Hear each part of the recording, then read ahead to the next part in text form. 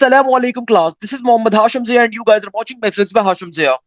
बेटा आज की क्लास के अंदर हम लोग नस के नेट नंबर 3 के 6 अप्रैल के तमाम पेपर्स को इंशाल्लाह ताला सॉल्व करेंगे और देखेंगे कि नस के नेट नंबर 3 के डे नंबर 2 के अंदर कौन कौन से क्वेश्चंस पूछे गए थे। मैंने काफी सारे क्वेश्चंस आपको पिछली वीडियो में दिखाए भी थे, मगर इस वीडियो में उन सबको सॉल्व करेंगे। इसके अलावा जो नस के क्वेश्चंस मजीद आज बच्चों के मॉर्निंग के, आफ्टरनून के, इवनिंग के शिफ्ट के अंदर पूछे गए, उन तमाम की तमाम शिफ्टों के क्वेश्चंस को भी सॉल्व करेंगे। सबसे पहले नंबर के ऊपर हमारे पास जो क्वेश्चन आ रहा है, जो पेपर आ रहा है, इस क्वेश्चन में एग्जामिनर आपसे क्या कह रहा है? ई की पावर -1 प्लस ई की पावर -2 प्लस ई की पावर -3 प्लस ई की पावर -4, और ये इंफिनिटी तक की सीरीज जा रही है। अब देखो इस क्वेश्चन की लॉजिक क्या है, इस क्वेश्चन को सॉल्व कैसे करोगे। देखो भाई, हमारे पास ये इनफिनाइट डिक्रीजिंग ज्योमेट्रिक सीरीज आ रही है, उसके पीछे मुझे कैसे पता चलेगा कि इनफिनाइट डिक्रीजिंग ज्योमेट्रिक सीरीज है? अगर आप और से देखो, ई की पावर -1 का मतलब क्या है? 1 डिवाइडेड बाई ई की पावर 1। फिर ई की पावर -2 का मतलब क्या है? 1 डिवाइडेड बाई ई की पावर 2 का होना।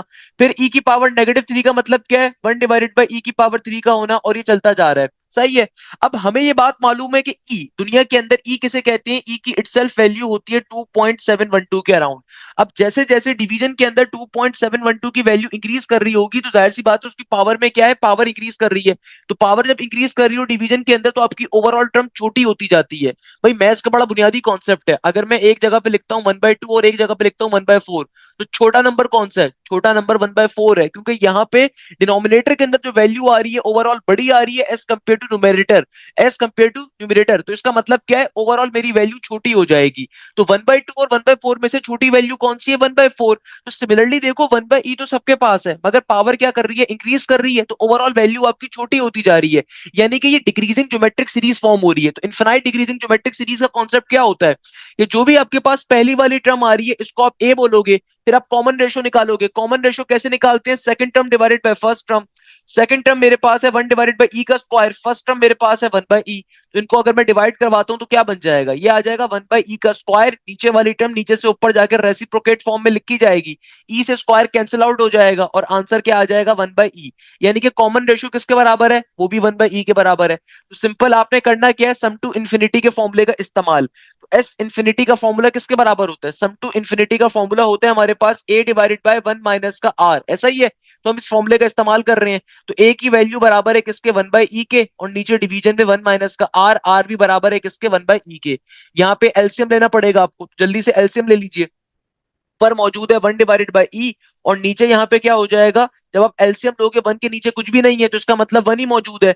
तो एलसीएम लोगे क्रॉस मल्टीप्लीकेशन मेथड के ऊपर, नीचे वाली टर्म नीचे मल्टीप्लाई, ये अपने क्रॉस में जाके मल्टीप्लाई, ये अपने क्रॉस में मल्टीप्लाई, तो नीचे आ जाएगा सिंपल ई का ई। फर्दर सिंप्लीफिकेशन कैसे करवाओगे? मैथ्स का बेसिक कॉन्सेप्ट है, एक से ज्यादा टर्म्स अगर डिवाइड हो रही हो, सबसे नीचे वाली टर्म नीचे से ऊपर जाके रेसिप्रोकेट फॉर्म में लिखी जाती है। तो ई से ई क्या हो गया? Cancel out. और फाइनली मेरे पास सम टू इन्फिनिटी की वैल्यू किसके बराबर आ गई? ये आ गई 1 डिवाइडेड बाई ई माइनस के 1 के। 1 डिवाइडेड बाई ई माइनस का 1 मेरा फाइनल आंसर होगा इस क्वेश्चन का। कोई मुश्किल चीज नहीं है भाई, इस क्वेश्चन में बड़ी सिंपल लॉजिक के ऊपर हमने क्वेश्चन को क्या कर लिया? सिंप्लीफाई कर लिया, सॉल्व कर लिया।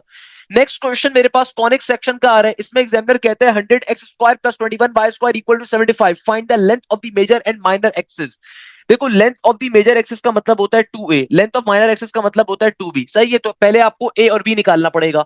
अब मेरे पास जो कॉनिक गिवन है, ये क्या कैसा कॉनिक आ रहा है? 100x² plus 21y² equal to 75, plus के अंदर x²y² आ रहा है। इसका मतलब क्या है? इसका सिंपल सा मतलब ये होता है कि आपके पास इलिप्स का क्वेश्चन आ रहा है। मैंने आपको शॉर्टकट सिखाई हुई है कि अगर x²y² दोनों पॉजिटिव हो, इसका मतलब क्या है? ये इलिप्स का क्वेश्चन आ रहा है। तो कैसे सिंप्लीफाई करोगे? 75 को दोनों तरफ जाके डिवाइड करवा दीजिए। तो 100 डिवाइडेड बाय 75 इंटू x² हो गया। Similarly 21 divided by 75 into y² हो गया। और इक्वल टू के बाद 75 डिवाइडेड बाय 75 यानी कि 1 हो जाएगा। सही है। अच्छा, अब देखो 100 के टेबल में 75 कहां पर होता है? हम सबको बेसिक मैथ्स मालूम है कि भाई 100 डिवाइडेड बाय 75 करने का मतलब क्या है? आप सिंपली यहाँ पे टेबल पढ़ लीजिए। किसका टेबल पढ़ लीजिए बेटा? आप यहाँ पे टेबल पढ़िए 5 का। नॉर्मल सी मैथ्स है ना बेटा, 5 का टेबल पढ़ लीजिए। तो 100 को अगर मैं 75 पे डिवाइड करना चाहता हूं तो कैसे करूंगा? 5 बेसिक मैथ्स के लेवल को कर लो। वैसे तो 4 डिवाइडेड बाय 5 होना चाहिए, पर चलो चेक कर लेते हैं। भाई मुझे पता है कि 5 2 जार 10, 0 का 0, यहाँ पे 5 1 जार 5, और आपके पास कितना कैरी गया? 2 कैरी गया। तो मेरे पास क्या बन जाएगा? ये हो जाएगा सिंपल तरीके से, अल्लाह भला करे, किसके बराबर? ये हो जाएगा 5 5 तीन 2 कैरी गया ना, 5 5 दैट इज 25। फर्दर सिंप्लीफाई अगर मैं करता हूँ, 5 4 दैट 20 एंड 5 3 दैट इज 15। यानी कि ये आ गया 4/5 इंटू एक्स स्क्वायर।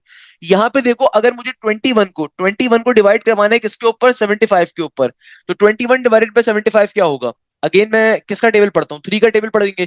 3 7 जार 21, और थ्री के टेबल में 75 कहां पर होगा, 25 के ऊपर होगा ना। 3 2 जार 6 और एक कैरी, तो मेरे पास ये बचा 15, एंड 3 5 जार 15। तो ये बन गया किसके बराबर, ये बन गया मेरे पास 7/25 के बराबर, इंटू वाई स्क्वायर का वाई स्क्वायर, 75/75 1 के बराबर आ गया। अब देखो इसको फर्दर सॉल्व कैसे करेंगे। हमें ये बात मालूम है कि अगर मुझे यहाँ पे इलिप्स का क्वेश्चन अप्लाई करना है, तो इलिप्स का फॉर्मूला अप्लाई करने का फॉर्मूला क्या होता है, या तो X square divided by A square होगा, या फिर Y square divided by A square होगा। सिंपल सी मैथ्स है, X square divided by A square plus का Y square divided by B square equal to 1। ये सिंपल सा इलिप्स का फॉर्मूला होता है। तो यानी कि आपके पास जो भी कांस्टेंट होता है ना, वो नीचे होना चाहिए। अभी यहाँ पे देखो क्या हो रहा है, यहाँ पे कांस्टेंट जो है वो साथ में आ रहे हैं इन दोनों टर्म्स के। तो यहाँ पे इस क्वेश्चन में डिफिकल्टी लेवल सिर्फ ये है कि बच्चे को ये मालूम होना चाहिए कि भाई ये एक्स स्क्वायर के नीचे कांस्टेंट होता है आपका, या वाई स्क्वायर के नीचे मेरा कांस्टेंट होता है। तो मैं क्या करूंगा इसको सिंप्लीफाई करने के लिए, कि भाई ऊपर वाले 4 को नीचे भेज देता हूं, मैं इसको ऐसे करके लिख देता हूं 5/4। सही है। प्लस के साइन के बाद सेम काम मैं यहाँ पे करता हूँ, वाई स्क्वायर का Y square as it is, ये जो वाई स्क्वायर का वाई स्क्वायर आ रहा है इसको एज इट इज ऊपर वाले 7 को ऊपर से नीचे भेज दो, मैथ्स बेसिक मैथ्स है। तो ये बन जाएगा 25/7। देखो हमने कोई गलत काम नहीं करा। मैथ्स आपसे कहता है जो भी स्टेप करो उसका वाइस वर्सा स्टेप चेक करो। अगर आप नीचे वाली टर्म को नीचे से ऊपर भेजोगे, वापस से 7/25 ही बन जाएगा। इससे फायदा क्या हुआ कि आपका जो कांस्टेंट है एक्स स्क्वायर के नीचे आ गया, वाई स्क्वायर के नीचे आ गया। अब देखो आपका यहाँ पे मेजर एक्सेस कहाँ का है, ताकि आपको ए की वैल्यू मिल सके ना, ए स्क्वायर बी स्क्वायर पता चल सके। तो मैंने आपको एक शॉर्टकट सिखाई हुई है इलिप्स के केस के अंदर। इलिप्स के केस की शॉर्टकट क्या होती है कि भाई जिसके नीचे बड़ी वैल्यू होती है ना, उसका मेजर एक्सेस होता है। अब आप खुद बताओ, 5/4 बड़ा होगा, या फिर मेरे पास दुनिया के अंदर 25/7 बड़ा होगा? खुद सोचो, आपके पास बड़ी वैल्यू क्या होगी? जाहिर सी बात है 5/4, क्योंकि 5 जो है ऊपर जो भी नंबर आ रहा है और नीचे वाला नंबर उसके बहुत कम आ रहा है, यानी कि 5/4 जस्ट एक नंबर नीचे कम आ रहा है। इसका मतलब इसकी वैल्यू 1 पॉइंट समथिंग या 2 पॉइंट समथिंग की वैल्यू आ रही होगी। मोस्ट प्रोबेबली 1 पॉइंट समथिंग बनेगा। मगर 25/7 मुझे साफ तौर पे दिख रहा है, 7 3 21 होता है, तो यानी कि 25/7 3 पॉइंट समथिंग की वैल्यू बनेगी। तो यानी कि बड़ी वैल्यू किसके नीचे, वाई स्क्वायर के नीचे बड़ी वैल्यू है। वाई स्क्वायर के नीचे चूंकि बड़ी वैल्यू है, तो इसका मतलब ए स्क्वायर क्या है, वाई के नीचे है। और बी स्क्वायर किसके नीचे, एक्स के नीचे है। मैंने आपको एक शॉर्टकट सिखाई थी कॉनिक्स के अंदर, कि बेटा कॉनिक्स के अंदर ट्रिक क्या होती है, कॉनिक्स के अंदर शॉर्टकट ये होता है कि एक्स स्क्वायर वाई स्क्वायर में जिसके नीचे बड़ी वैल्यू होती है उसका उसका मेजर एक्सेस होता है। तो इसका मतलब क्या हुआ, ए स्क्वायर की वैल्यू किसके बराबर है, ये बराबर है 25/7 के। और बी स्क्वायर की वैल्यू किसके बराबर है, ये बराबर है 5/4 के। अगर मैं इसको सिंप्लीफाई करूं, ए की वैल्यू क्या होगी, ए की वैल्यू मेरे पास आ जाएगी 25 का रूट क्या होता है, 25 का रूट होता है 5 के बराबर, और 7 रूट एज इट इज आ गया। सही है। सिमिलरली देखो यहाँ पे क्या हो जाएगा, यहाँ पे हो जाएगा मेरे पास √5 का √5, और √4 बराबर होता है किसके, 2 के।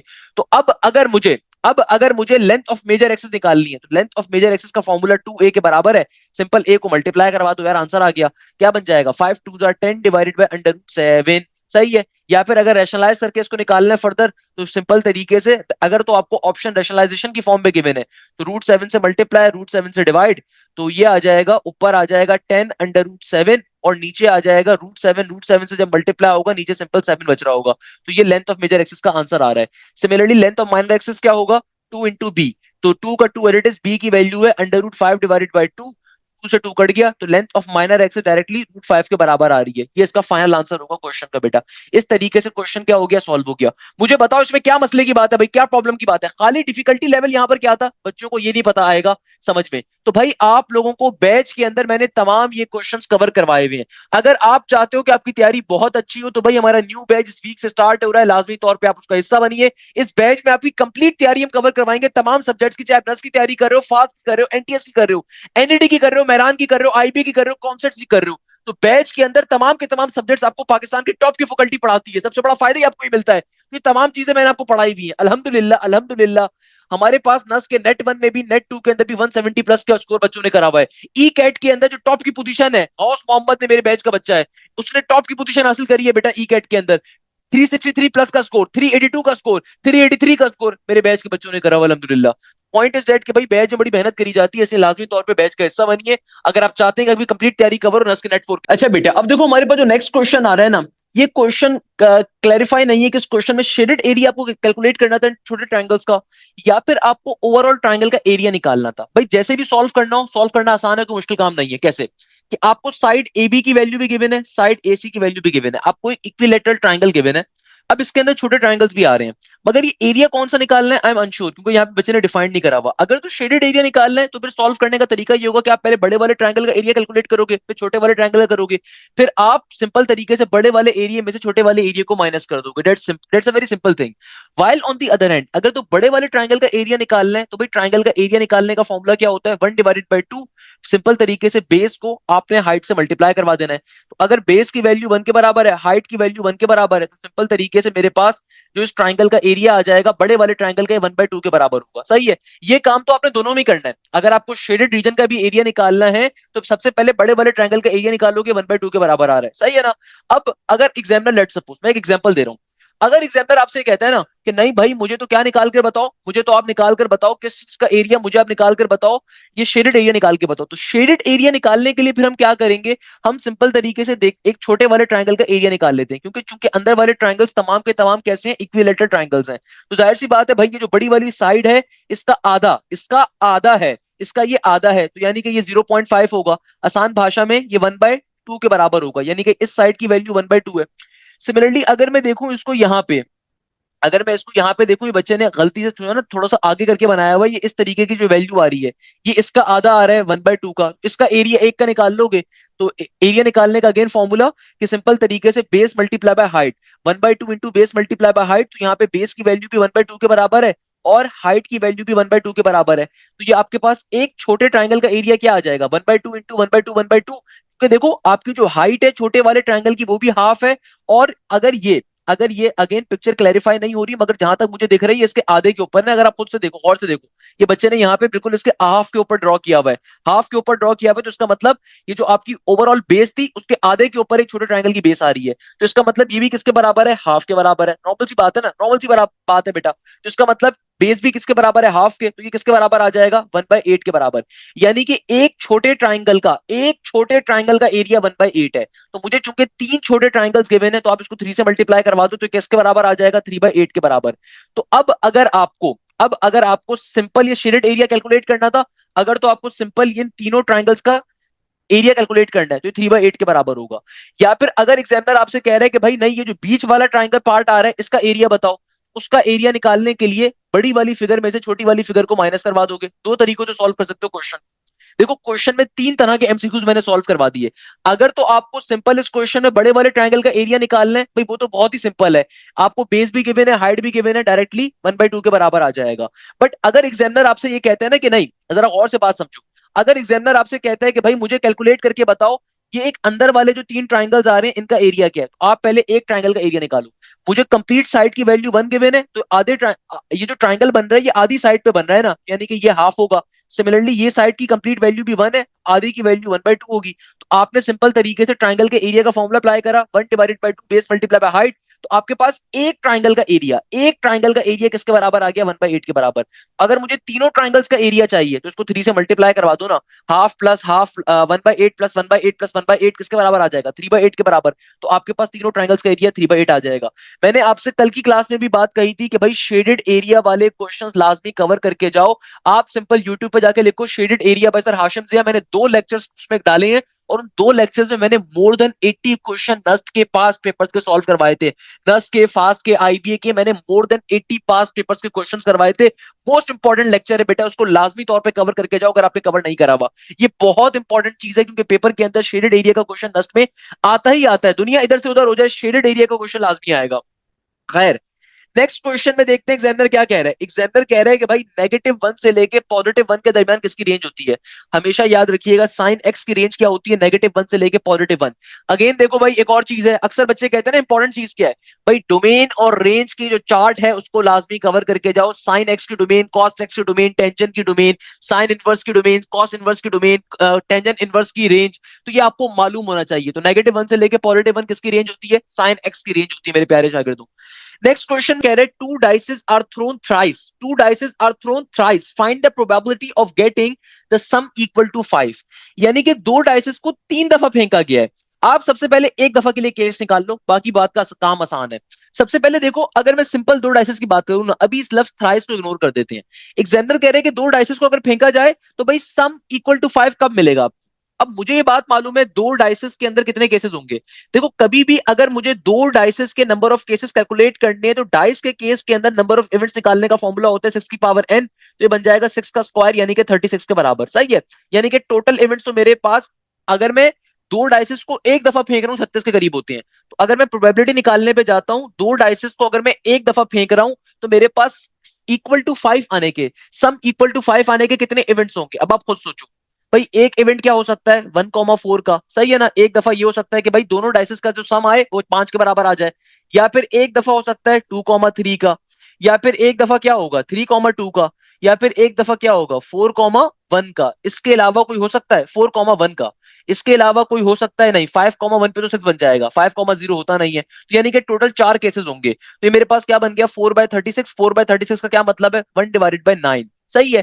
ये भी आपका आंसर नहीं आया, क्योंकि देखो अभी हम लोगों ने क्या कैलकुलेट करा है। अभी हमने कैलकुलेट करा है कि दो डाइसेस को अगर मैं एक दफा फेंकता हूं तो मेरे पास दो डाइसेस को एक दफा फेंकने के ऊपर क्या प्रोबेबिलिटी है कि मेरे पास सम इक्वल टू 5 आए। ये प्रोबेबिलिटी है 1/9 की। बेटा आप लोगों ने यहां तक का काम जब सॉल्व कर लिया, अब अक्सर बच्चों को पता है क्या लगेगा, अक्सर बच्चे गलती कर देंगे। अक्सर बच्चे बोलेंगे कि सर देखे टू डाइसेस को अगर हम एक दफा फेंक रहे हैं तो सम ऑफ 5 आने की प्रोबेबिलिटी 1/9 है, तो 1/9 को 3 दफा मल्टीप्लाई कर दें आंसर आ जाएगा। ये गलत लॉजिक है भाई। उसके पीछे लॉजिक को समझो कि भाई अगर आप दो डाइसेस को 3 दफा फेंक रहे हो तो भाई आपके पास एक दफा, दो डाइसेस को अगर मैं 3 दफा फेंक रहा हूं तो एक दफा सम ऑफ 5 आने की प्रोबेबिलिटी 1/9 है। अक्सर बच्चे बोलेंगे सर 1/9 को 3 दफा मल्टीप्लाई कर दें, मगर भाई ये तो एक इवेंट खाली बना ना, तो ऐसा जरूरी थोड़ी है। ये तो बहुत ही रेयर केस है कि भाई तीनों तीनों के अंदर तीनों दफा जब आप दो डाइसेस को 3 दफा फेंकते हो तो तीनों दफा आपके पास इवेंट 5 आ जाए। ये तो बहुत रेयर केस है। ऐसा भी तो हो सकता है कि भाई एक दफा कुछ और है, दो दफा आपके पास सम ऑफ 5 आ जाए, या फिर दो दफा सम ऑफ 5 आ जाए, एक दफा कुछ और आ जाए, या एक दफा सम ऑफ 5 आए और दो दफा आपके पास कोई और नंबर आ जाए, या फिर एक दफा आपके पास कुछ और है अगली दफा कुछ और है। तो यानी कि हमें टोटल इवेंट्स कैलकुलेट करने हैं। अब कैसे करेंगे टोटल इवेंट्स कैलकुलेट, कि देखो सम ऑफ 5 एक दफा आने की प्रोबेबिलिटी है 1/9, तो मैं ना आने की प्रोबेबिलिटी यहां से कैलकुलेट कर लेता हूं। यानी कि भाई वो क्या प्रोबेबिलिटी होगी ना आने की, कि अगर मुझे सम ऑफ 5 नहीं मिलता तो उसके ना आने की प्रोबेबिलिटी क्या है। यानी कि अगर मैं दो डाइसेस को एक दफा फेंकता हूं तो सम ऑफ 5 ना मिले मुझे सिंगल थ्रो के अंदर, उसकी प्रोबेबिलिटी क्या होगी। कैसे निकालोगे भाई, टोटल प्रोबेबिलिटी में से सम ऑफ 5 का इवेंट आने की प्रोबेबिलिटी को माइनस करवा दो तो किसके बराबर आ जाएगा 9 माइनस का 1, ये हो जाएगा सिंपल 8/9 के बराबर। 8/9 किसको रिप्रेजेंट कर रहा है, ये इस प्रोबेबिलिटी को रिप्रेजेंट कर रहा है कि अगर मैं दो डाइसेस को एक दफा फेंकता हूं तो मेरे पास सम ऑफ 5 नहीं एग्जिस्ट कर रहा, ये इसको रिप्रेजेंट कर रहा है। अब मैं करूंगा क्या, अब मैं तीनों डाइसेस के ऊपर 8/9 को मल्टीप्लाई करवाऊंगा। इससे मेरे पास ओवरऑल आंसर आ जाएगा कि अगर दो डाइसेस को मैं 3 दफा फेंकता हूं तो सम ऑफ 5 ना आने की प्रोबेबिलिटी, और फिर फाइनली उसको आप 1 में से माइनस करवाओगे तो आपका फाइनल आंसर आ जाएगा। That's a very simple logic. कि अब देखो अब मैं क्या करूंगा, अब मैं तीनों डाइसेस के लिए, अब मैं ऑल द थ्री दफा के क्या कर रहे हो, अब आप बेसिकली ये जो आपने ना आने की प्रोबेबिलिटी निकाली है ना, ये भी आपने एक सिंगल थ्रो के लिए निकाली है। तो अब मैं तीनों थ्रोस के लिए निकालने वाला हूं कि भाई देखो मैंने एक दफा अगर सिंगल थ्रो के अंदर मेरे पास सम ऑफ 5 नहीं आता, उसके ना आने की प्रोबेबिलिटी क्या है 8/9 की। तो मैं इस चीज को कैलकुलेट कर लेता हूं कि भाई अगर मैं दो डाइसेस 3 दफा फेंक रहा हूं तो सम ऑफ 5 ना आने की प्रोबेबिलिटी क्या होगी। इसको 3 दफा आपस में आप मल्टीप्लाई करवा दीजिए तो ये आ जाएगा 8/9 इंटू 8/9 इंटू 8/9। तो हम सबको पता है कि भाई 8 का क्यूब किसके बराबर होता है, 8 का क्यूब बराबर होता है किसके 512 के। 9 का क्यूब किसके बराबर होता है, 9 का स्क्वायर होता है 81, 9 का क्यूब क्या होगा 729। तो ये आपके पास आ गया ओवरऑल आंसर किस चीज का, कि अगर मैं दो डाइसेस को 3 दफा फेंकता हूं तो किसी भी डाइस के ऊपर अगर मेरे पास सम ऑफ 5 नहीं आ रहा, ये उसकी प्रोबेबिलिटी है। इसके अलावा वाले बाकी तमाम केसेस मेरा आंसर होंगे। तो अब फाइनली अपना फाइनल आंसर कैसे निकालूंगा, कि मैं अगर तीनों थ्रोस के ऊपर अगर मैं क्या करता हूं, अगर मैं 3 दफा दो डाइसेस को फेंकता हूं तो मेरे पास सम ऑफ 5 आने के तमाम इवेंट्स क्या क्या एग्जिस्ट करेंगे, उसको निकालने के लिए आप 1 माइनस का 512 डिवाइडेड बाय 729 करोगे तो आपका फाइनल आंसर आ जाएगा। एलसीएम लीजिए यहाँ पे, तो 729 में से 512 को माइनस करो, 729 में से जब 512 को माइनस करोगे तो क्या बचेगा, ये आएगा मेरे पास 9 में से 2 गया 7, और 2 में से 1 गया 1, 7 में से 5 गया 2, 217, और नीचे आपके पास 729 का 729, ये इस क्वेश्चन का फाइनल आंसर होगा। देखो लॉजिक को समझो, इस क्वेश्चन की लॉजिक को समझो, मोस्ट इंपॉर्टेंट क्वेश्चन है ये। भाई एग्जामिनर आपसे क्या कह रहा है, दोबारा बात को समझिएगा। एग्जामिनर कहता है कि दो डाइसेस को अगर आप 3 दफा फेंक रहे हो तो आपको सम ऑफ 5 आने की प्रोबेबिलिटी निकालनी है। अब देखो उसने यहाँ पे डिफाइन नहीं करा हुआ कि सम ऑफ 5 दोनों पे आना चाहिए, एक पे आना चाहिए, तीनों पे आना चाहिए, तो हमें सारे इवेंट्स कैलकुलेट करने पड़ेंगे। तो सबसे पहले नंबर के ऊपर मैंने एक डाइस से स्टार्ट करा कि भाई अगर मैं दो डाइसेस को एक दफा फेंक रहा हूं तो सम ऑफ 5 आने के टोटल इवेंट्स क्या होंगे, 1/9 के बराबर। अब बहुत सारे बच्चे गलतियां करेंगे, वो कहेंगे कि सर तीनों डाइसेस के ऊपर अगर सम ऑफ 5 आएगा तो तीनों को मल्टीप्लाई कर दो ना। मगर ये ऐसे नहीं होगा, उसके पीछे रीजन क्या है, ये 1/9 इस बात को शो कर रहा है कि भाई दो डाइसेस को जब एक दफा फेंका गया तो सम ऑफ 5 आया। मगर हर दफा थोड़ी ऐसा होगा कि अगर आप खुद सोचो, आप लूडो खेल रहे हो, मनोपली खेल रहे हो, आपको कितनी दफा दोनों, आप कितनी दफा छक्कों को फेंकते हो और हर दफा छह छह आ जाए, कितनी दफा ऐसा होता है भाई, रेयर चांस होता है ना कि आपने छक्कों को फेंका और छह छह आ गया, फिर अगली दफा फेंका छह छह आ गया, फिर अगली दफा फेंका छह छह आ गया। ये रेयर केस होता है, हर दफा ऐसा नहीं होता, रिमेंबर दिस थिंग, क्लियर है। तो भाई ये डायरेक्टली ऐसे नहीं करोगे, हमें सारे इवेंट्स कैलकुलेट करने हैं। भाई ये भी तो हो सकता है ना कि मैंने दो डाइसेस को पहले फेंका तो जरूर सम ऑफ 5 मिल गया, मगर दूसरी दफा सम ऑफ 5 नहीं मिला, कोई और नंबर मिल गया, 7 का सम मिल गया, 6 मिल गया, कुछ और मिल गया, या अगले वाले में फिर मिल गया। तो भाई मुझे सारे केसेस कैलकुलेट करने हैं। हमने कैसे कैलकुलेट करा, एक सिंपल शॉर्टकट के ऊपर, कि सबसे पहले मैंने एक सिंगल डाइस की प्रोबेबिलिटी निकाल ली कि भाई मैं अगर दो डाइसेस को एक दफा फेंक रहा हूं तो क्या प्रोबेबिलिटी है सम ऑफ 5 ना आने की। तो ना आने की प्रोबेबिलिटी कैसे निकाली मैंने, कि भाई जो आने की प्रोबेबिलिटी थी उसको 1 में से माइनस करवाया, तो मेरे पास ना आने की प्रोबेबिलिटी आ गई। एक सिंगल थ्रो के अंदर मेरे पास अगर सम ऑफ 5 नहीं आ रहा तो उसके ना आने की प्रोबेबिलिटी क्या है, 8/9 की। अब मैंने आगे क्या किया, अब मैंने आगे चूंकि मुझे 3 दफा थ्रो करना है तो मैंने 8/9 को 3 दफा मल्टीप्लाई करा। अब आप सोच रहे होंगे सर यहाँ पे 3 दफा क्यों मल्टीप्लाई करा, क्योंकि ये ना आने की प्रोबेबिलिटी है, इसके अलावा वाले तमाम केसेस आंसर होंगे ना। हमने क्या करा, हमने अगर मैं दो डाइसेस को 3 दफा फेंक रहा हूं तो ना आने की प्रोबेबिलिटी क्या है, तो हमने तीनों को आपस में मल्टीप्लाई करवाया, ये आ गई 512/729, यानी कि 512 डिवाइडेड बाय 729, ये मेरा वो आंसर है कि अगर मैं दो डाइसेस को 3 दफा फेंकता हूं और तीनों के अंदर मेरे पास क्या हो, सम ऑफ 5 नहीं बन रहा, उसके ना आने की प्रोबेबिलिटी 512/729 है, तो ये इसको रिप्रेजेंट कर रहा है। अब मैंने करना क्या है, मैंने सिंपल तरीके से जो मेरी टोटल प्रोबेबिलिटी है उसमें से ना आने की प्रोबेबिलिटी को माइनस करवा दिया, तो मेरा इवेंचुअली उन तमाम इवेंट्स का आंसर आ गया कि भाई मेरे पास जिसके अंदर सम ऑफ 5 आ रहा होगा। यानी कि इसके अंदर तीनों डाइसेस के ऊपर सम ऑफ 5 आना भी काउंट है, इसमें एक डाइस के ऊपर भी सम ऑफ 5 आ रहा है, बाकी दो पे नहीं आ रहा, दो पे आ रहा है, एक पे नहीं आ रहा, पहले पे आ रहा है, दूसरे पे नहीं आ रहा, दूसरे पे आ रहा है, सारे इसमें काउंट हो गए। तो किसके बराबर आंसर आ गया, 217 डिवाइडेड बाय 729।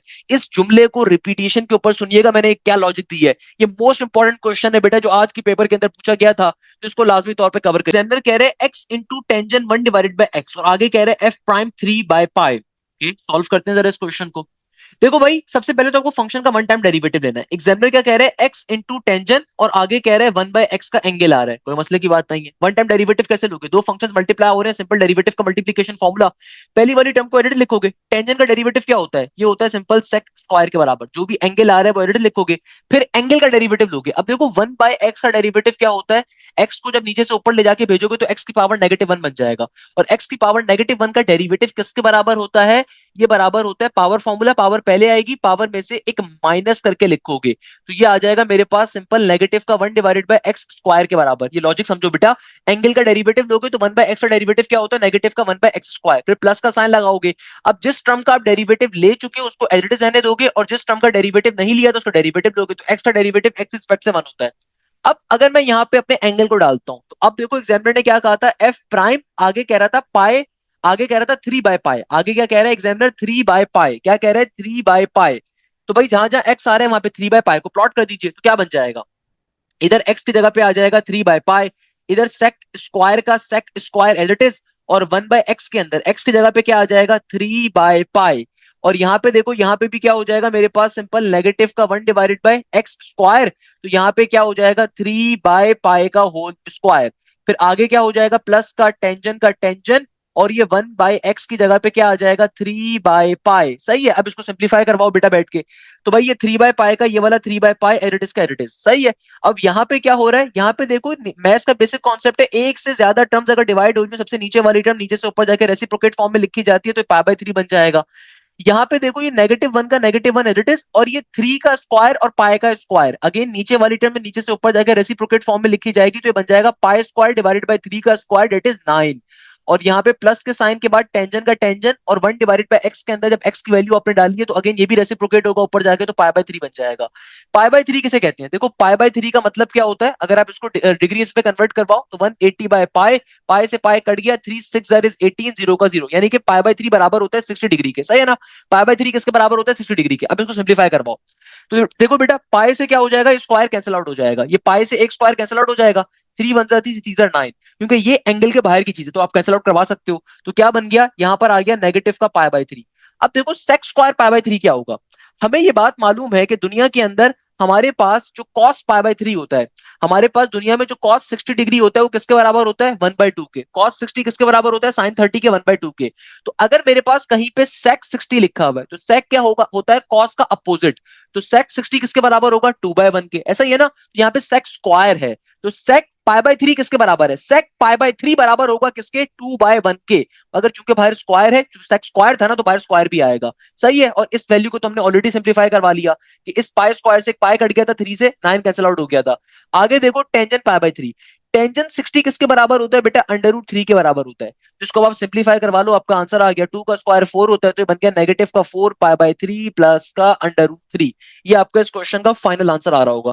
ये आपके पास इस क्वेश्चन का क्या आ रहा होगा? फाइनल फाइनल आंसर आ रहा होगा। इस तरीके से क्वेश्चन फाइनली हमारा क्या हो जाएगा? सॉल्व हो जाएगा। That was the logic of this particular question.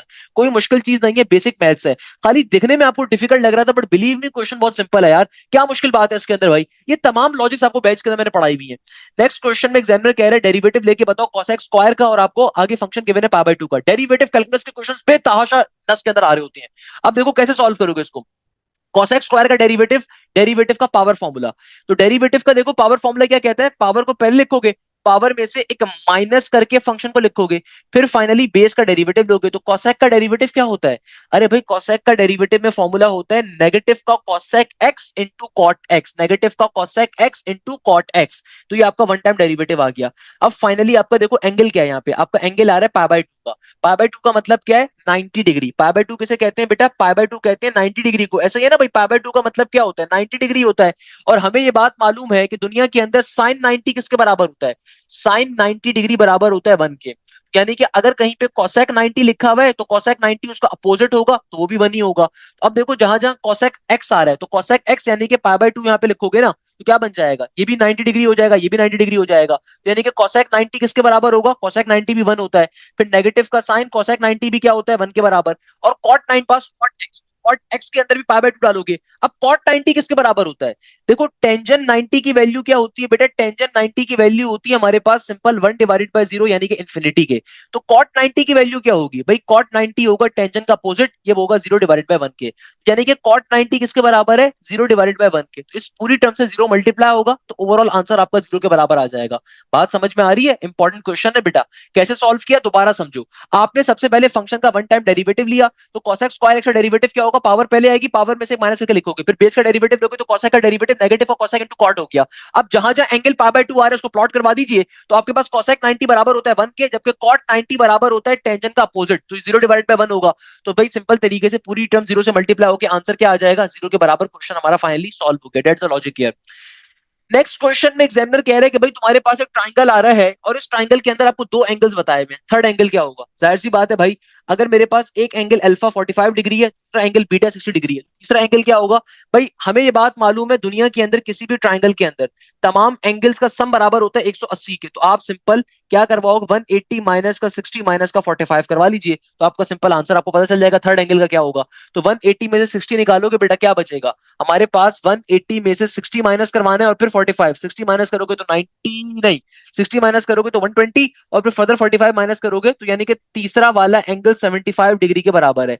तीसरा वाला एंगल क्या है? 75 डिग्री के बराबर। फाइनली इन तीनों एंगल्स की वैल्यूज आ गई। एग्जामिनर मांग क्या रहा है? Ratio of side B divided by side A, ratio of side B divided by side A. अब हो सकता है बच्चे ने कोई एक साइड की वैल्यू ना गिवन हो, बट या फिर हो सकता है यही पेपर में क्वेश्चन आ रहा हो। अब देखो इसको सॉल्व कैसे करोगे, इसको सॉल्व करने की लॉजिक क्या है, इसको सॉल्व करने का तरीकेकार क्या है? अरे भाई बहुत सिंपल है। एग्जामिनर आपसे, आपको उसने दो एंगल दिए हुए थे, आपने तीसरा एंगल इजीली कैलकुलेट कर लिया। आपको दो एंगल दिए हुए थे, आपने तीसरा वाला एंगल खुद से कैलकुलेट कर लिया बहुत आसानी से। अब जरा और से बात समझो कि भाई अगर मुझे अब इसको फर्दर सॉल्व करना है, मुझे क्या करना है? मुझे side B divided by side A का रेशियो बताना है। तो भाई इसको सॉल्व करने की आसान ट्रिक ये है कि साफ तौर पे देख रहे हैं कि तमाम के तमाम एंगल्स कैसे आए हैं? डिफरेंट आए हैं। इसका मतलब ये ट्राइंगल कैसा है, इसके तमाम एंगल्स डिफरेंट हैं, तो इसकी तमाम साइड्स भी डिफरेंट होंगी। तो मेरा करेक्ट आंसर वो होगा जिसके अंदर मेरे रेशियो क्या होंगे, एबनॉर्मल हो रहे होंगे, यानी कि तो ऊपर नीचे की वैल्यूज डिफरेंट आ रही होंगी। एक तरीका तो सॉल्व करने का ये है। करने का एक और तरीका क्या है कि आप सिंपल तरीके से साइन लॉ को अप्लाई करो। साइन लॉ को अप्लाई करते हुए आप सबसे पहले किसी भी एक साइड के लिए वर्किंग करो, और फिर जो भी वैल्यू आए उसको दूसरी साइड के लिए इस्तेमाल करिएगा। उससे क्या होगा, हमारे पास सिंपल तरीके से हमारे पास किसी एक साइड की वैल्यू आएगी, फिर दूसरी साइड की वैल्यू आएगी, इस तरीके से हम साइड्स का रेशियो कैलकुलेट कर रहे होंगे। मगर वो थोड़ा सा लेंथी काम है। जो मैंने पहली वाली शॉर्टकट बताई वो फिर भी आसान है कि भाई एक तरीका तो ये कि A divided by sine alpha into equal to के बाद B divided by sine beta का इस्तेमाल करो, और सिंपल तरीके से ना आपको साइड ए भी पता है ना साइड बी पता है, तो यहाँ पे इनको ए और बी रहने दो और साइन अल्फा और साइन बीटा को प्लॉट करो, सिंप्लीफाई करके ए की टर्म में वैल्यू निकालो, फिर उसको आगे फर्दर साइन ए और साइन सी के दरम्यान में इस्तेमाल कर लो, तो वहां से आपके पास वैल्यूज आ रही होंगी। नहीं तो एक और तरीका सॉल्व करने का ये है कि आपको ऑप्शंस गिवन होंगे, ऑप्शंस के अंदर से भाई देखो जो भी ऑप्शन इस फॉर्मूले को वेरीफाई कर रहा है, जो भी ऑप्शन इस फॉर्मूले को वेरीफाई कर रहा है वो करेक्ट आंसर होगा। एक और तरीका वैसे सॉल्व करने का आसान तरीका ये भी बन सकता है कि आपको ऑप्शन के अंदर देखो बी डिवाइडेड बाय ए का रेशियो गिवन है, तो आपने करना क्या, ए और बी के अंदर उस वैल्यूज को प्लॉट करो, साइन अल्फा में अल्फा का एंगल डालो, बीटा में बीटा का एंगल डालो, सिंप्लीफाई करके चेक कर लो left hand side right hand side पे कहां प्रूव हो रही है। तो भाई उस तरीके से भी क्वेश्चन सॉल्व हो सकता है। सॉल्व करने के कई तरीके होते हैं, डिपेंड करता है आप किस पैटर्न पे लेके जा रहे हो। नेक्स्ट क्वेश्चन जो मेरे पास आ रहा है, again it's a very interesting question. Examiner क्या कह रहा है, एग्जामिनर कहता है सम ऑफ कोफिशिएंट बताइए। अब देखो ये वाले जो क्वेश्चंस होते हैं ना, इसकी लॉजिक मैंने आपको पढ़ाई थी कि भाई कभी भी आपसे एग्जामिनर अगर सम ऑफ कोफिशिएंट मांग ले बाइनोमियल एक्सपेंशन के अंदर, तो कैलकुलेट करने का फॉर्मूला होता है किसके बराबर, टू की पावर एन के। तो अगर एन मेरे पास यहाँ पे 10 के बराबर है, तो तमाम कोफिशिएंट्स का सम किसके बराबर होगा, टू की पावर 10।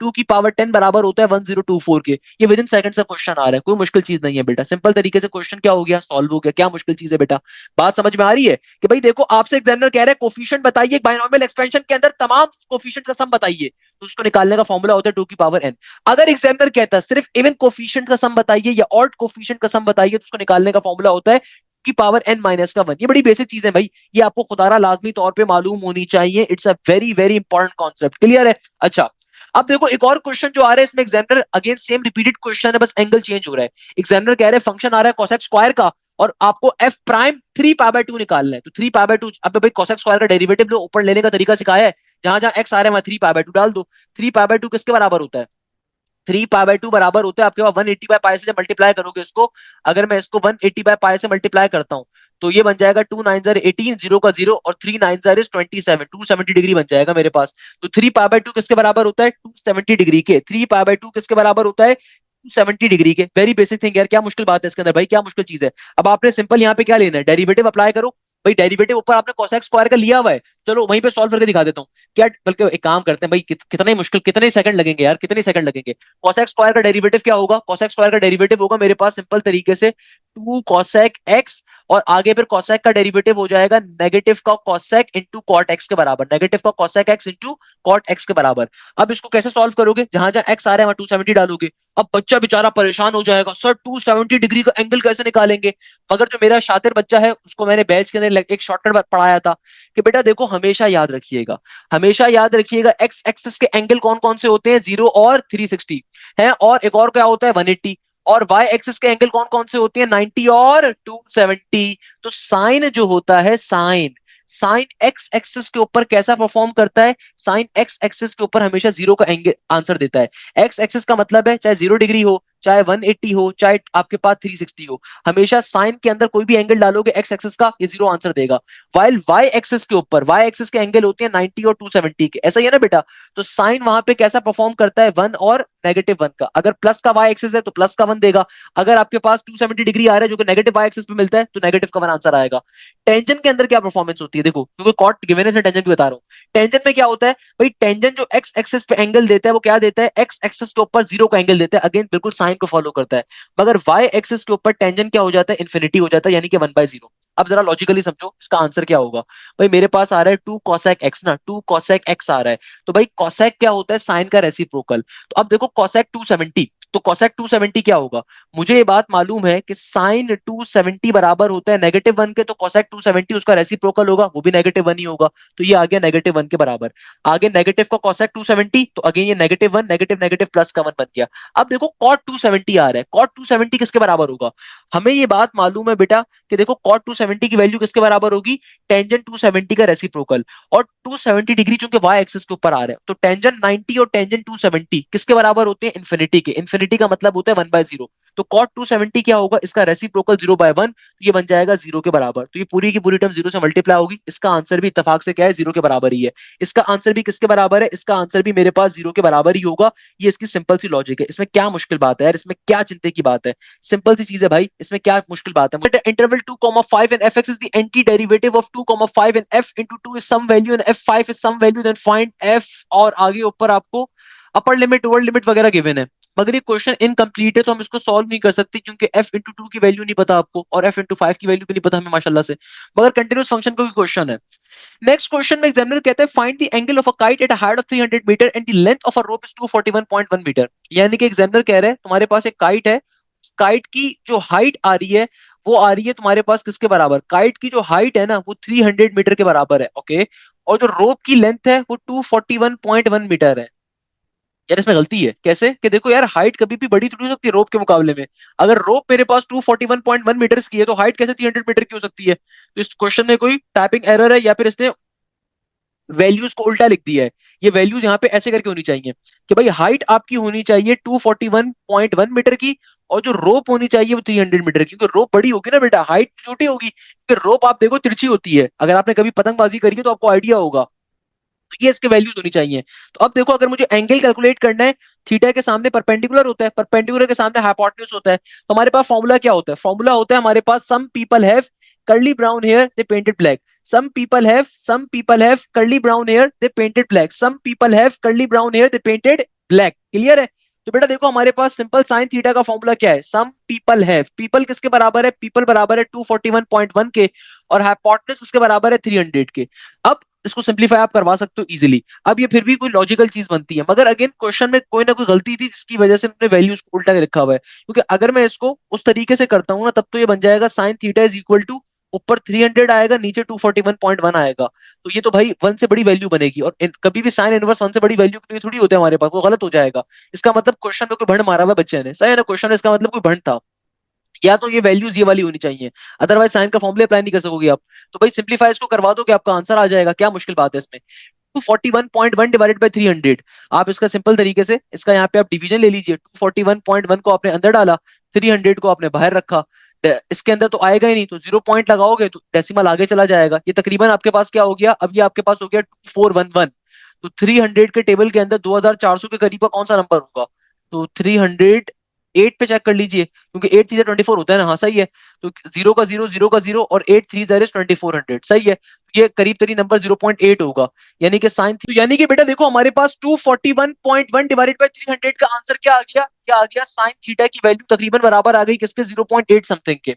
अब अगर मुझे थीटा की वैल्यू चाहिए तो आप साइन इनवर्स को दूसरी तरफ भेजोगे, तो ये साइन इनवर्स 0.8 हो जाएगा। अब देखो, मुझे ये बात मालूम है कि साइन इनवर्स 1 क्या होता है? साइन इनवर्स 1 होता है 90 डिग्री के बराबर। देखो साइन इनवर्स हमारे पास 0.86 क्या होता है? साइन इनवर्स 0.86 बराबर होता है 60 डिग्री। साइन 60 बराबर होता है किसके? √3 डिवाइडेड बाई 2 के। ऐसा ही है, नॉर्मल सी मैथ है। देखो ये वाली चीजें आपको याद होनी चाहिए भाई, इसमें कोई मुश्किल बात नहीं है। ये बात मैंने आपको पहले भी नस के लेक्चर्स में पढ़ाई थी। ये खुदारा आपको ये एंगल्स याद होने चाहिए कि साइन 90 की वैल्यू किसके बराबर है? 1 के। सिमिलरली हमारे पास साइन 45 की वैल्यू किसके बराबर होती है? 1/√, के, या फिर इसको हम कहते हैं 0.707। या फिर हमारे पास साइन 60 की वैल्यू किसके बराबर होती है? ये बराबर होती है √3 डिवाइडेड बाई 2 के, या फिर इसको हम कहते हैं 0.86। सही है। तो अब देखो मेरा जो आंसर आ रहा है, साइन 0.8 आ रहा है, 0.86 60 डिग्री होता है। यानी कि देखो, हमें ये बात मालूम है कि मेरा जो आंसर आ रहा है ना वो इसके इससे थोड़ा सा छोटा है। इससे क्या है? थोड़ा सा छोटा। यानी कि आपका एंगल क्या होगा? 60 से थोड़ा सा कम होगा, क्योंकि 0.707 पे 45 डिग्री मिलता है, और 0.86 समथिंग के ऊपर आपको 60 डिग्री मिलता है। तो आपका आंसर 0.8 के बराबर है, 0.8182 के बराबर है। आपका एंगल 53 54 55 इसके दरमियान का कुछ ना कुछ एग्जिस्ट कर रहा होगा। तो ये आपकी मेंटल मैथ्स का क्वेश्चन आ रहा है। ये क्वेश्चन जो आ रहा है मेंटल मैथ्स का क्वेश्चन है, बेसिक वे में सिंप्लीफाई कर लोगे। That's the logic of this particular question बेटा। अब देखो हमारे पास जो नेक्स्ट क्वेश्चन आ रहा है ना, इसमें एग्जामिनर क्या कह रहा है, साइन 7x माइनस का साइन 3x। अब देखो इस क्वेश्चन को सॉल्व करने की लॉजिक क्या है, किस पैटर्न पे सॉल्व करोगे। भाई हमें ये बात मालूम है कि दुनिया के अंदर साइन u माइनस के साइन v का फॉर्मूला क्या होता है। साइन u माइनस का साइन v किसके बराबर होता है, ये बराबर होता है हमारे पास सिंपल तरीके से का 2 और आगे आ जाएगा कॉस u प्लस का v divided by 2 into sine का साइन आगे आ जाएगा u माइनस का v डिवाइडेड बाई 2। तो ये पहला वाला एंगल जो आ रहा है ना, ये आपका u है, ये आपका v है, सही है। तो क्या बन जाएगा, 2 का 2 cos u plus v, 7x plus 3x, ये 10x बन जाएगा। ये बन जाएगा 2 कॉस 10x डिवाइडेड बाई 2। फिर आगे साइन का साइन u माइनस का v, तो 7 माइनस का 3, 7 में से 3 निकालोगे 4 बचेगा, 4x डिवाइडेड बाई 2। सिंप्लीफाई करवा दो इसको फर्दर, तो ये बन जाएगा 2 कॉस का कॉस, 2 5 जार इज 10, तो 5x, और यहाँ पर आ जाएगा साइन का साइन, ये आ जाएगा 2x के बराबर। इस तरीके से फाइनली ये क्वेश्चन क्या हो जाएगा, सिंप्लीफाई। आगे एग्जामिनर कह रहा है पैराबोला के एमसीक्यूज दो आए हुए थे, ओके। हाइपरबोला के एमसीक्यूज आए हुए थे, ओके। नेक्स्ट एक और बच्चा बता रहा है कि सर आर्गुमेंट का एक एमसीक्यूज आया हुआ था कि मेरे पास क्वेश्चन में एग्जामिनर कह रहा है 1 प्लस का अंडर रूट 3 आयोटा का होल स्क्वायर।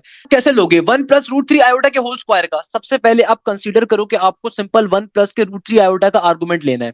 तो भाई ये आपके पास आपका x है, ये आपके पास आपका y है। आर्गुमेंट निकालने का फॉर्मूला क्या होता है, आर्गुमेंट निकालने का फॉर्मूला होता है tangent inverse y divided by x के बराबर। तो आपका y किसके बराबर है, आपका y बराबर है मेरे पास अंडर रूट 3 के, x बराबर है 1 के। तो टेंजेंट इनवर्स रूट 3 किसके बराबर होता है, टेंजेंट इनवर्स रूट 3 मेरे पास सिंपल तरीके से बराबर होगा किसके, pi by tangent inverse root 3 बराबर होगा पाई बाय 3 के, 60 डिग्री के बराबर होता है, नॉर्मल सी बात है।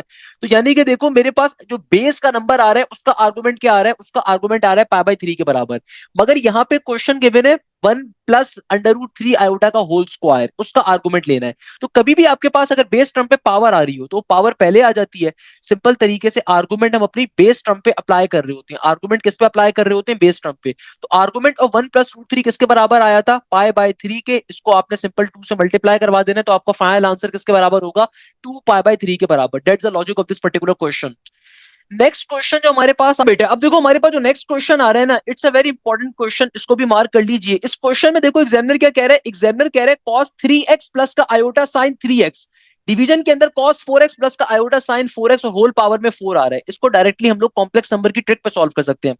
हमेशा याद रखिएगा, दुनिया में कभी भी दो कॉम्प्लेक्स नंबर अगर आपस में क्या हो रहे हो, डिवाइड हो रहे हो, दुनिया में कभी भी दो कॉम्प्लेक्स नंबर अगर आपस में डिवाइड हो रहे हो तो हम लोग कहते हैं CIS, यानी कि कॉस प्लस का आयोटा साइन, और फिर पहले वाले जो ऊपर वाला कॉम्प्लेक्स नंबर होता है उसके थीटा में से आप नीचे वाले कॉम्प्लेक्स नंबर को क्या करवा देते हो, सब्ट्रैक्ट करवा देते हो। तो भाई अगर मैं इस क्वेश्चन को देखूं तो क्वेश्चन आपको क्या गिवन है, क्वेश्चन गिवन है cos 3x, आगे आ रहा है प्लस का आयोटा साइन 3x, और होल पावर में क्या आ रहा है, 4 आ रहा है, सही है। और फिर देखो नीचे डिवीजन में क्या आ रहा है, नीचे डिवीजन में मेरे पास आ रहा है सिंपल तरीके से अगेन cos 4x प्लस का आयोटा साइन 4x, और बाहर होल पावर में क्या है, 4 है। पावर जो थी ये दोनों टर्म्स में मौजूद थी ना, तो हमने इंडिविजुअल टर्म्स से शिफ्ट कर दी। अब यहाँ पे डिमोवर्स थ्योरम के कॉन्सेप्ट को अप्लाई करो। हमें ये बात मालूम है अगर कभी भी बाहर पावर आ रही हो, ये एंगल से क्या बन जाती है, मल्टीपल। ये एंगल से क्या बन जाती है, मल्टीपल बन जाती है। तो क्या बन जाएगा, ये हो जाएगा सिंपल तरीके से cos 4 3 jar is 12x plus का आयोटा, और यहाँ पे क्या हो जाएगा, साइन का साइन 4 3 जार इज 12x, और नीचे क्या हो जाएगा, नीचे भी इसी तरीके से काम होगा बेटा हमारा। नीचे क्या काम हो रहा होगा, देखो नीचे 4 4 जार 16 हो जाएगा, तो जाहिर सी बात है नीचे आ जाएगा 4 4 जार 16x प्लस का आयोटा, और यहाँ पे हो जाएगा साइन 4 4 जार 16x, सही है। अब फाइनली इस कॉन्सेप्ट को अप्लाई करेंगे तो ये क्या बन जाएगा, ये हो जाएगा मेरे पास सिंपल तरीके से CIS का CIS का, देखो CIS लिखोगे और फिर सिंपल तरीके से ऊपर वाले एंगल में से नीचे वाले एंगल को माइनस करवा दीजिए। 12x माइनस का 16x इसके बराबर आ जाएगा, नेगेटिव का 4x बन जाएगा ये तो CIS इज इक्वल टू ये आ जाएगा नेगेटिव का 4x। तो जब मैं इसको ओपन अप करवाऊंगा तो ये आ जाएगा cos नेगेटिव का 4x, और यहाँ पे क्या आ जाएगा प्लस का आयोटा साइन नेगेटिव का 4x। अब देखो फर्दर सिंप्लीफाई कैसे करवाओगे, cos की ये प्रॉपर्टी होती है कि वो नेगेटिव साइन को पॉजिटिव में कन्वर्ट कर देता है, तो ये बन जाएगा पॉजिटिव का cos 4x, और साइन की ये प्रॉपर्टी होती है कि वो नेगेटिव की वैल्यू को बाहर फेंक देता है और सिंपल तरीके से साइन एंगल पे अप्लाई हो जाता है। ये इसका मेरे पास फाइनल फाइनल फाइनल आंसर आ रहा होगा, ये इस क्वेश्चन का फाइनल आंसर होगा। इस तरीके से क्वेश्चन क्या हो जाएगा, हमारा सॉल्व हो जाएगा। मेरे पास जो नेक्स्ट क्वेश्चन आ रहा है ना, it's a very normal question. Examiner कह रहा है कि भाई तुम्हारी इनिशियल वैल्यू, बेसिकली क्वेश्चन क्या गिवन है आपको, क्वेश्चन ये गिवन है यहाँ पे मेरे पास। एग्जामिनर कह रहा है कि भाई आपकी इनिशियल वैल्यू कहां से स्टार्ट हो रही है, 2 से, एंडिंग वैल्यू आपकी 7 तक की, और टाइप ऑफ फंक्शन आपके पास आ रहा है 1 डिवाइडेड बाई के का। यानी कि इसका मतलब क्या है, क्वेश्चन आ रहा है 1 डिवाइडेड बाई 2, फिर आगे आ रहा है मेरे पास समीशन का मतलब होता है सम, फिर आगे आ रहा है मेरे पास 1/3, फिर इसी तरीके से आगे क्या आ रहा है, आगे आ रहा है मेरे पास 1/4, फिर आगे आ रहा है मेरे पास 1/5, फिर आगे आ रहा है मेरे पास 1/6, आगे आ रहा है मेरे पास 1/7। दो तरीकों से सॉल्व कर सकते हो। एक तरीका तो ये कि भाई सिंपल इसकी सीरीज का फॉर्मूला अप्लाई कर दो। एक और तरीका ये कि भाई डायरेक्टली आप क्या करो, डायरेक्टली आप सिंपल तरीके से यहाँ पे सिंपल वे में किस पैटर्न पे सॉल्व करने के ऊपर जाओ, इसको सॉल्व करने के ऊपर आप जाओ अल्लाह भला करे एचपी के कॉन्सेप्ट के ऊपर। क्योंकि देखो यहाँ पे मेरे पास जो सीरीज आ रही है ना, ये एग्जैक्टली हार्मोनिक प्रोग्रेशन फॉर्म हो रहा है। क्योंकि देखो आपको समीशन किसका निकालना है, 1/k का। इनिशियल वैल्यू 2 है, यानी कि स्टार्ट हो रहा है 1/2 से एंड हो रहा है 1/7। आपके पास ये इस तरीके की सीरीज फॉर्म हो रही होगी, फिर इसका सम कैलकुलेट किया जाएगा। सही है ना। ये समेशन का मतलब क्या होता है, मुझे जहां तक लग रहा है क्वेश्चन में बच्चे ने आधे क्वेश्चन इनकम्प्लीट लिखा हुआ है। सिंपल ये क्वेश्चन नहीं होगा। अगर तो सिंपल ये क्वेश्चन आ रहा है फिर तो आप सिंपल को डायरेक्टली एड अप करवा दोगे, इसमें कोई मुश्किल चीज नहीं है। पहले आप इन दोनों को एड अप करवा दो, फिर इन दोनों को करवा दो, फिर इन दोनों को करवा दो, फिर इन दोनों को करवा दो, जो आंसर है उसको इससे ऐड करवा देना। अगर तो ये सिंपल क्वेश्चन आ रहा है तो सिंपल समेशन का क्वेश्चन आ रहा है, इनिशियल वैल्यू 2 है, एंडिंग वैल्यू 7 है। It's a very simple thing. But यहाँ पे कोई ना कोई चीज वैल्यू और भी हो सकती है। नेक्स्ट क्वेश्चन में एग्जामिनर कह रहा है कि भाई अगर आपके पास A5 की वैल्यू 16 है और A20 की कोई वैल्यू आ रही है, सम वैल्यू, तो क्या जनरल टर्म होगी। तो भाई इसको सॉल्व करने का तरीका ये कि एग्जामिनर आपसे क्या कह रहा है, पांचवी टर्म की वैल्यू 16 है और 20वीं टर्म की वैल्यू कोई वैल्यू आ रही है, उसने ये नहीं बताया कौन सी वैल्यू है। सॉल्व करने का तरीका ये है कि भाई आप एक दफा ऑप्शंस के अंदर एन की जगह पे रखोगे 5 को, एन की जगह पे 5 को रखोगे और चेक करोगे किस ऑप्शन के ऊपर आपको आंसर मिल रहा है 16 का। सही है ना। अब मुझे नहीं पता ऑप्शन करेक्ट रखे हुए नहीं रखे हुए लिखे हुए, मगर अब तरीका यही है कि आप एन की जगह पे एक दफा 5 को रखो, 5 माइनस का 7, 5 में से 7 को माइनस करोगे 2 बचेगा, 5 टू 10। यानी कि भाई अगर मेरे पास ये जनरल टर्म होती ना तो मुझे फिफ्थ टर्म रखने के ऊपर 16 मिलना चाहिए था, पर 16 नहीं मिल रहा क्योंकि पांचवी टर्म की वैल्यू 16 है और 20वीं टर्म की कोई वैल्यू थी, कोई वैल्यू जो थी उसने नहीं बताई। चलो उस पर चेक कर लेते हैं। अगर मैं इसके ऊपर रखता हूं तो इस पे भी नहीं मिलेगा, तो डिवीजन में 2 आ रहा है, इस पे तो पॉसिबल ही नहीं है बेटा। इस पे चेक करते हैं, 5 का 5 हो गया और 5 प्लस का 7, साथ में अगर 5 को जोड़ोगे तो 12 बनेगा और ये बन गया 2 का 2, तो 5 6 इज 12 एंड 5 6 इज 13 है, ये भी नहीं बनेगा। इसको चेक कर लो, 5 का 5 और 5 प्लस का 12, ये भी नहीं फॉर्म होगा, ये तो 16 किसी पे भी नहीं आ रहा है, यानी कि इसने ऑप्शन गलत रखे हुए हैं। अगर मैं इस पे भी चेक करूं तो 5 में से 5 का 5 एज इट इज और 5 में से 7 को माइनस करोगे तो नेगेटिव का 2 बचेगा, नहीं तो और नीचे वाले 2 से 2 कट गया, -5। यानी कि देखो करने का तरीका समझ लो, ऑप्शन यहाँ पे सारे गलत बच्चे ने दिए हुए हैं। करने का तरीका ये होता है कि आपको टर्म की वैल्यू गिवन है, आपने बारी बारी उस टर्म नंबर को उठा के ऑप्शन में डालना है। जिस ऑप्शन के ऊपर आपको एग्जैक्ट उस टर्म का आंसर मिल जाए, इसका मतलब वो आपकी जनरल टर्म है। ये सॉल्व करने का तरीकेकार होता है। नेक्स्ट क्वेश्चन में बच्चा बता रहा है कि sir point P and Q are on the line joining A and B, then find the mid point. Mid point formula apply करना है यार, सिंपल तरीके से, कोई मुश्किल चीज थोड़ी है। मिड पॉइंट फॉर्मुला निकालना सबको आता है। किस तरीके से मिड पॉइंट फॉर्मुला अप्लाई करते हो, x1 प्लस का x2, नीचे डिवीजन में 2 आ गया, सिमिलरली y1 प्लस का y2 और नीचे डिवीजन में 2 आ गया, ये होता है mid point formula. Next question में एग्जामिनर कह रहा है कि भाई आपके पास a cos theta, b sin theta और a sin theta, b cos theta के दरमियान का डिस्टेंस कैलकुलेट करना है। अगेन ये बच्चों वाली चीज है बेटा, ये आपका x1 है, ये आपका y1 है, ये a sin थीटा आपका x2 है और b cos थीटा आपका y2 है। सिंपल तरीके से डिस्टेंस फॉर्मूले को अप्लाई करोगे तो क्या बन जाएगा डिस्टेंस फॉर्मूला, x2 माइनस का x1, तो it should become a sin theta minus का a cos थीटा, इसका होल स्क्वायर। सही है। और आगे क्या हो जाएगा, प्लस के साइन के बाद y2 माइनस का y1, तो y2 बराबर है किसके, बी कॉस थीटा माइनस का बी साइन थीटा। इनको सिंप्लीफाई करवा लोगे आपका पर्टिकुलरली आंसर आ जाएगा, सिंपल डिस्टेंस फॉर्मूला अप्लाई करोगे। और इसी तरीके से अभी आगे फिजिक्स के क्वेश्चंस आ रहे हैं, इसको मैंने ऑलरेडी एक्सप्लेन कर दिया था, फिर इंग्लिश के आ रहे हैं। तो ये हमारे पास आज के दिन का पेपर था नस्ट का, जो कि नस्ट के एग्जाम के अंदर पूछा गया था। मैंने इस कंप्लीट पेपर को सॉल्व करवा दिया। मेरे पास एक पेपर और भी अवेलेबल था, उसको इंशाल्लाह कल की क्लास में सॉल्व करवा दूंगा, साथ ही 7 अप्रैल के पेपर्स के साथ। तो ये बेटा आज के दिन का कंप्लीट पेपर का सोल्यूशन है जो मैंने आपको कवर अप करवाया है। इंपॉर्टेंट पेपर था, मजे के क्वेश्चन थे इस पर्टिकुलर पेपर के अंदर। इसको लाजमी तौर पर आपने खुद भी पढ़ना है और अपने दोस्तों के साथ भी शेयर करना है। जहन में रखिएगा, नस्ट के पेपर्स के अंदर मेजॉरिटी क्वेश्चन पास पेपर के रिपीट हो रहे हैं, तो आपने लाजमी तौर पे पास पेपर की अच्छे से तैयारी करनी है। मेरी जो पास पेपर्स की ये प्लेलिस्ट है, इसकी तैयारी जितनी अच्छी से कवर करोगे उसमें आपका फायदा है। तो लाजमी तौर पे पास पेपर्स को बेटा कवर करके जाओ। इसके अलावा अगर आपकी तैयारी वीक है, आपकी तैयारी इतनी अच्छी नहीं है, तो बेटा हमारा न्यू बैच अभी स्टार्ट हो रहा है इस वीक से। इंट्रोडक्शन क्लास मैंने आज ही अपलोड करी थी। न्यू बैच जो हमारा स्टार्ट हो रहा है, इस बैच को ज्वाइन करो। इस बैच के अंदर आपको बेसिक लेवल से एडवांस लेवल के ऊपर हम लेकर जाएंगे। सबसे इंपॉर्टेंटली, सबसे खास बात इस बैच की आपको ये मिलेगी कि भाई इस बैच में आपके तमाम के तमाम सब्जेक्ट्स हम लोग कवर करवाएंगे, चाहे वो मैथ्स हो, चाहे वो फिजिक्स हो, चाहे वो इंग्लिश हो, चाहे वो बिजनेस मैथ्स हो, क्वांटिटेटिव मैथ्स हो, एनटीएस की मैथ्स हो, बिजनेस विद स्कूल की मैथ्स हो, या फिर केमिस्ट्री कंप्यूटर का पोर्शन हो, हर चीज आपको कवर करवाई जाएगी। पाकिस्तान की तमाम यूनिवर्सिटीज की तैयारी हम लोग इस बैच में कवर करवाएंगे। तमाम की तमाम यूनिवर्सिटीज आपको डिटेल के अंदर उनकी तमाम तैयारी कवर करवाई जाएगी। चाहे आप नस्ट में अप्लाई कर रहे हो, फास्ट में कर रहे हो, यूईटी में कर रहे हो, एनईडी में कर रहे हो, मेहरान में कर रहे हो, कायदे अवाम में कर रहे हो, जीआईकेआई में कर रहे हो, लम्स में कर रहे हो, आईबी में कर रहे हो, नस बिजनेस स्कूल में कर रहे हो, आपको अलग अलग फीसेस देने की जरूरत नहीं पड़ती।